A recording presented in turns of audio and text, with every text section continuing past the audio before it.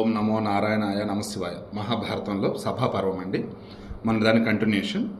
ధర్మరాజుకి మొత్తం మన నారదుడు చెప్తూ ఉన్నాడు, ఒక రాజు అనేవాడు ఎలా ఏంటి అని చెప్పేసి. మహారాజా, నీవు ఉపకారం చేసిన వారిని మర్చిపోవటం లేదు కదా, ఆ విధంగా నీకు మేలు చేసిన వారిని సజ్జనుల సమక్షంలో ప్రశంసిస్తూ నీ కృతజ్ఞతగా సత్కరిస్తున్నావా? భారతవంశోత్తమ, నీవు సంక్షేమంగా సిద్ధాంత ప్రతిపాదన చేసే సూత్ర గ్రంథాలైనటువంటి గజసూత్రం, అశ్వసూత్రం, రథసూత్రం మొదలగు గ్రంథాలను సంగ్రహంగా పఠించి అభ్యసించావా? భరతశ్రేష్ఠ, నీ భవనంలో ధనుర్వేద సూత్రాన్ని, యంత్ర సూత్రాన్ని, అదేవిధంగా నాగరిక సూత్రాన్ని చక్కగా అభ్యసించావా? పుణ్యాత్మ, నీవు మంత్రబలంతో అస్త్రాలను, బ్రహ్మదండాన్ని ప్రయోగించి శత్రునాశనం చేస్తున్నావా? వేదోక్తంగా శిక్షణ విధించడానికి, అలాగే శత్రునాశనానికి విషప్రయోగం పరిశీలన చేశావా? అంటే ఏ రకంగా శత్రువులను నాశనం చేయాలన్నప్పుడు నీ దగ్గర ఉన్నటువంటి అస్త్రశస్త్రాలు, విషం, లైక్ ఈచ్ అండ్ ఎవ్రీథింగ్ మొత్తం క్రాస్ చెక్ చేసి పెట్టుకున్నావా? నీ రాజ్యంలో అగ్ని భయం నుండి, సర్ప భయం నుండి, రోగ భయం నుండి, రాక్షస భయం నుండి ప్రజారంజకంగా రాజ్యాన్ని రక్షిస్తున్నావా? నువ్వు రాజువు కదా, నీ ప్రజలు దేనివల్ల కూడా భయపడతలేదు కదా. నోరు లేని మూగవారిని, కన్నులు కనపడని గుడ్డివారిని, వికలాంగులను, కుంటివారిని, దిక్కులేని అనాథలను, సన్యాసులను తండ్రి వల్ల ఆదరిస్తూ రక్షిస్తున్నావా? మహారాజా, నిద్ర, ఆలస్యం, భయం, కోపం, కాఠిన్యం, దీర్ఘాలోచనం అనే ఈ 6 దోషాలను విడిచిపెట్టావా? దీనికి ముందున్నది ఇది 2 మరలా చెప్తాను చూడండి. రాజ్యంలో ఉన్నటువంటి రాజు, దట్ మీన్స్ పాలకుడు, ఆ రాజ్యంలో ఉన్నటువంటి వికలాంగులని, దివ్యాంగులని, కళ్ళు లేని వారిని, నోరు లేని వారిని, మూగవారిని, ఈచ్ అండ్ ఎవ్రీ పర్సన్ వాళ్ళ బ్రతికే హక్కు ఉంది. వారిని కాపాడాల్సిన వాడు, ఆదుకోవాల్సిన వాడు, రక్షించాల్సిన వాడు పాలకుడే. అందుకే ఈరోజు మన ప్రభుత్వాలు వచ్చేసి వాళ్ళకి పింఛన్ల రూపేణ అందిస్తే వాళ్ళని కాపాడుకుంటూ ఉన్నాయి. సో అది చారిటీ కాదండి, అది బాధ్యత, గుర్తుంచుకోండి. దయచేసి వారిని మాత్రం తక్కువ చూడకండి, తక్కువ చేయకండి. నెక్స్ట్, నిద్ర, ఆలస్యం, భయం, కోపం, కాఠిన్యం, దీర్ఘాలోచనం, ఈ 6 కూడా భయంకరమైన దోషాలు. ఇందులో నాకు 2-3 ఉన్నాయి, దయచేసి దూరం పెట్టుకోవాలి. గతంలో లేకుండే ఈ మధ్య అలవాటైనవి. చుక్కలు ఈ మధ్య బాగా ఇబ్బంది పడుతున్నాయి వాటి వల్ల. ఓపెన్గా చెప్పడం ఎందుకంటే ఆలస్యం చేస్తున్నాను, నిద్ర ఒకటి, అండ్ దీర్ఘాలోచనం, అండ్ మన మధ్యలో లేకుండా భయాలు.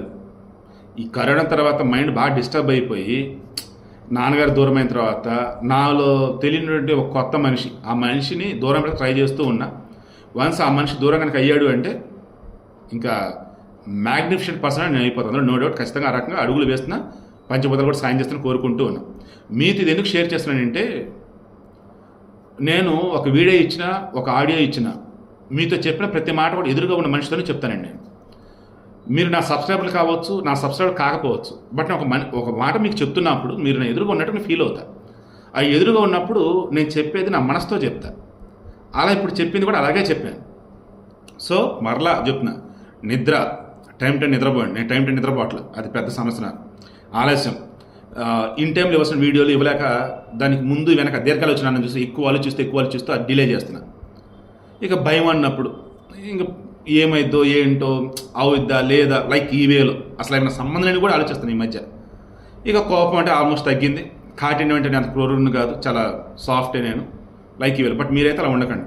నిద్ర, ఆలస్యం, భయం, కోపం, కాఠిన్యం, దీర్ఘాలోచనం, ఈ 6 దోషాలను విడిచిపెట్టేద్దాం. కౌరవ శ్రేష్ఠుడు, మహాత్ముడైనటువంటి యుధిష్ఠిరుడు బ్రహ్మపుత్రులలో శ్రేష్ఠుడైనటువంటి నారద మహర్షి యొక్క ఆ మాటలు విని మహర్షి పాదాలపై పడి నమస్కరించాడు. ఆనందంతో ఆ దైవ స్వరూపునితో ఇలా అన్నాడు, దేవర్షి, మీరు ఏమి ఉపదేశించారో నేను ఆ విధంగా చేస్తాను. మీరు చేసిన ఈ ప్రబోధం వల్ల నా బుద్ధి, ప్రజ్ఞ ఎంతో పెరిగాయి. యుధిష్ఠిరుడు ఇలా చెప్పి సముద్ర పర్యంత గల మహీమండలాన్ని చక్కగా పరిపాలించాడు.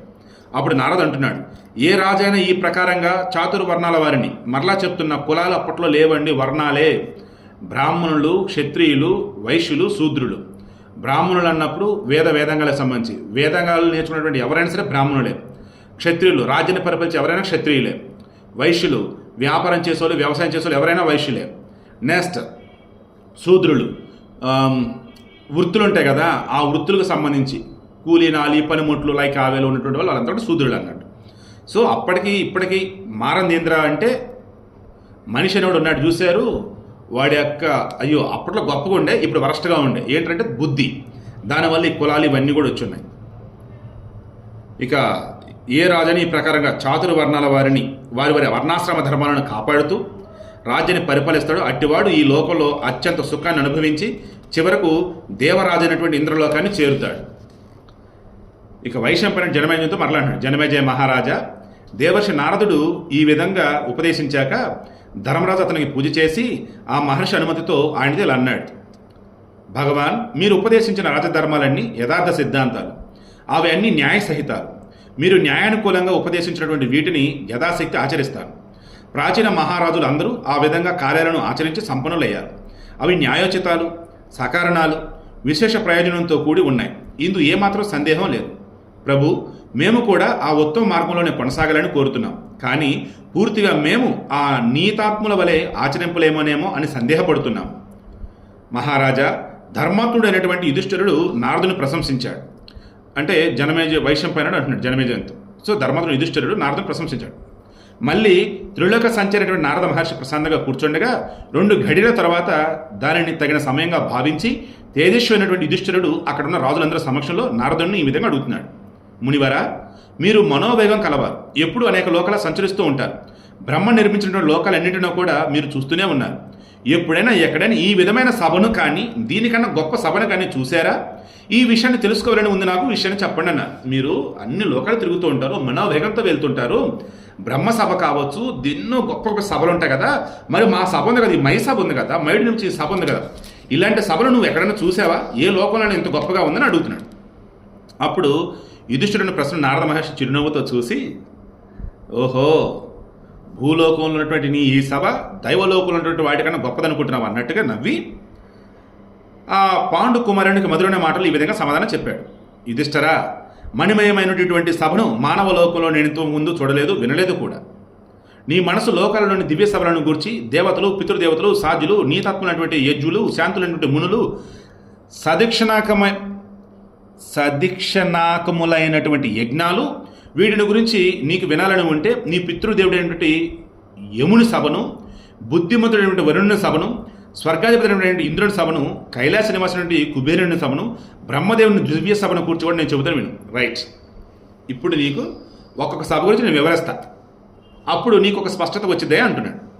అలా నారదుడు ఆ విధంగా చెప్పగానే ధర్మరాజు సోదరులతోనూ బ్రాహ్మణులందరితో కలిసి మహర్షికి నమస్కరించి ఈ ప్రకారంగా అర్థిస్తున్నాడు. తపోత్తమ, మేమందరం ఆ దివ్య సభలను గురించి వినడానికి కుతూహలపడుతున్నాం. మీరు వాటిని గురించి పూర్తిగా వివరించి చెప్పండి. మహానుభావ, ఆ సభా నిర్మాణం ఏ ద్రవ్యంతో జరిగింది? దాని పొడవు ఎంత, వెడల్పు ఎంత? బ్రహ్మదేవుని సభలో ఏ సభాసదులు ఆయనను సేవిస్తూ ఉంటారు? ఆ సభలో ఎవరెవరు ఉంటారు? అదేవిధంగా దేవరాజునటువంటి ఇంద్ర సభలో కానీ, వైవస్వతుడైనటువంటి యముని సభలో కానీ, వరుణదేవుని సభలో కానీ, కుబేరుని సభలో కానీ ఎవరెవరు వారిని సేవిస్తారు? బ్రహ్మర్షి, మేమందరం మీ ముఖతః ఈ విషయాన్ని యథోచిత రీతిలో వినవలనని కుతూహలంతో ఉన్నాం. పాండు కుమారుడు యుధిష్ఠిరుడు ఆ విధంగా అడిగిన తర్వాత నారద మహర్షి ఈ విధంగా సమాధానం చెబుతున్నాడు. ధర్మరాజా, ఆ దివ్య సభలను గురించి వర్ణిస్తాను విను అన్నాడు. ముందుగా ఇంద్రసభ వర్ణనం రేపు డిస్కస్ చేద్దాం.